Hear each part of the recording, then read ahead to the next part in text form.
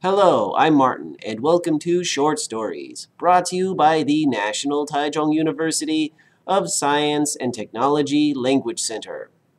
Today's short story is called The Black Bull of Norroway. This Scottish fairy tale was first published in 1870 in an edition of the Popular Rhymes of Scotland. This story has been reprinted and retold numerous times, so it's a very well-known story in many Celtic parts of Europe. Scotland, Ireland, Wales, and even parts of France. It tells the story of a young girl who leaves home to seek her fortune. Exciting! Before I can read this exciting story, I must give you the vocabulary and example sentences. After the story, I will ask you 4 listening comprehension questions. Let's get started. Vocabulary. Pay a visit. Pay a visit. We should pay a visit to Grandma while we are in town. In dismay. In dismay. They watched in dismay as the Chicago Cubs lost the World Series. Ease. Ease. Take some medicine to ease your pain. Lass. Lass. He fell in love with a pretty lass. Slippery. Slippery. Watch out, the wet floor is slippery. Pace. Pace. The anxious father paced outside of the delivery room. Prisoner. Prisoner. He was a prisoner for 7 years. Scrub. Scrub. I scrubbed the old pot until it was clean. The story. Once upon a time in Scotland, there lived a washerwoman with 3 daughters. The young girls were hardworking and industrious. However, they were becoming bored with washing clothes. They all wanted more out of life and decided to leave home to seek their fortunes. They said goodbye to their mother and went to pay a visit to the local witch. The 3 sisters arrived at the old witch's house and offered her some gifts in exchange for help with their journey. The oldest sister gave her a slice of haggis. The middle sister gave her a bottle of whiskey. But the youngest sister only had a small barley cake, so she gave her that. The witch frowned when she received it. They asked her for advice about where to go to find their fortunes. The witch told the oldest daughter to look out the back door. She did and saw a coach and 6 waiting for her. She got in and went away happily. The old woman told the same thing to the middle daughter, and when she looked out the back door, she saw a coach and 4. She also happily jumped in and went away. Finally, the youngest daughter looked out the back door and saw only a large black bull. "I'm supposed to ride that?" she said in dismay. The witch nodded and said, "Aye, lass, and if you don't want to ride, then go back to washing underpants with your mum." The young girl, whose name was Ailsa, climbed up on the bull and began her journey. Ailsa and the big black bull slowly made their way down the road. Ailsa was starting to get hungry. "I wish I had something to eat," she said to herself. "I can help you with that," said the bull. Ailsa was surprised. "You can talk." "Aye, and I can help ease your hunger too," replied the bull. "Just look inside my right ear." The girl looked in the ear and saw something. She pulled it out, and it turned out to be an oat cake. "Wow, what else do you have in there?" asked Elsa. After eating the oat cake, she pulled out a plate of neeps and tatties, a bowl of kakaliki soup, and a kranaken for dessert. "I need something to wash this down with," said Elsa. "Look inside my left ear," said the bull. She looked and pulled out a bottle of ale. Elsa had never eaten so well in her entire life. "I think I'm starting to like you," she said to the bull.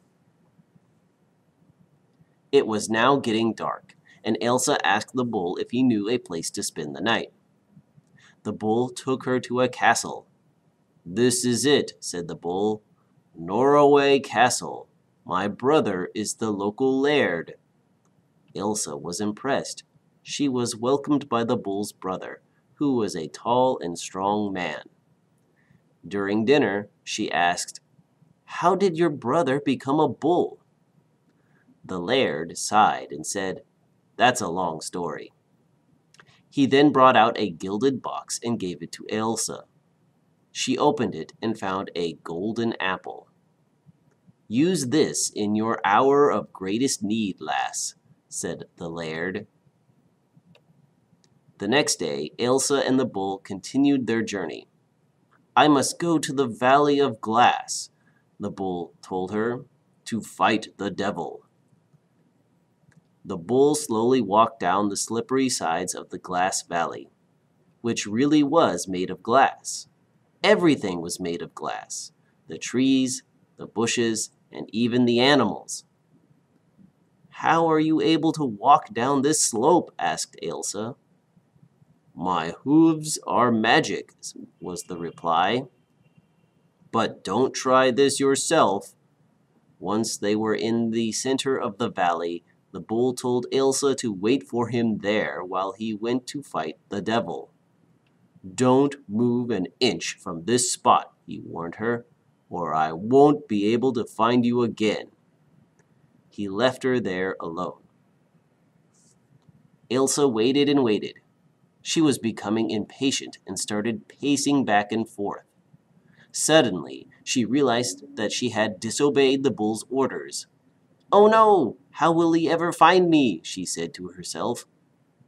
She decided to try and climb out of the valley herself, but she found it was impossible. Then she remembered the golden apple. She opened it and was disappointed to find only a bar of soap. Next, she tried to search for the bull herself. She walked for hours and hours and eventually found a glassmaker working in his shop. She asked him for help, but he wasn't interested. Elsa begged him and told him about the black bull. The glassmaker agreed to help her, but only if she worked for him for 7 years. Elsa took the deal. At the end of her term, the glassmaker made her a pair of special shoes that would allow her to climb out of the valley. Not knowing what to do next, Elsa went back to the witch to ask for advice. When she got there, she saw the witch was washing a bloody shirt. "What happened here?" asked Elsa. The witch told her that the shirt belonged to the black bull. "Does this mean he is a human again?" she asked. The witch nodded and said, "Aye, and he is my prisoner. If you want to see him again, you'll have to work for it." She handed Elsa the bloody shirt and told her to wash it. But no matter how hard she scrubbed, she couldn't get the stains out. Then she remembered the bar of soap from the golden apple. "Why didn't I think of this before?" she said to herself. She pulled out the soap and started scrubbing. The shirt instantly became clean. The witch was shocked. Elsa turned to the witch and said, "A deal's a deal. Let him go." The witch grumbled and opened the door to her cellar. The black bull was inside, only now he was a handsome gentleman named Tarov. He explained to Elsa that the witch had turned him into a bull years ago, and that in order to become human again, he had to defeat the devil in the Valley of Glass. He had won, but was badly wounded. The witch found him and kept him prisoner for 7 years. Ailsa and Torolf went back to Norroway Castle. They got married and lived with Torolf's brother for many joyful years. Questions.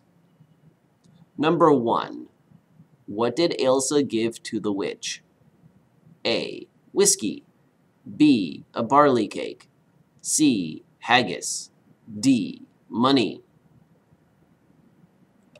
The answer is B. A barley cake, and I don't think the witch liked it. Question 2. Who lived in Norroway Castle? A. Terov. B. Ailsa. C. The Black Bull's brother. D. The witch. The answer is C. The Black Bull's brother, who was the local laird. Question 3. What was in the golden apple? A. Money. B. Jewelry. C. Soap. D. Seeds. The answer is C. Soap. Question 4. How did Ailsa get out of the Valley of Glass? A. She climbed out by herself. B. She used special shoes. C. She used magic soap. D. She flew out. The answer is B. She used special shoes that she got from the glassmaker. That concludes today's short story. I hope you enjoyed hearing it. I included a lot of Scottish food into the story to maybe help encourage you to try something new. So I hope all of you will maybe try some haggis in the future. It's quite delicious. Thank you for watching. I'll see you next time. Bye-bye.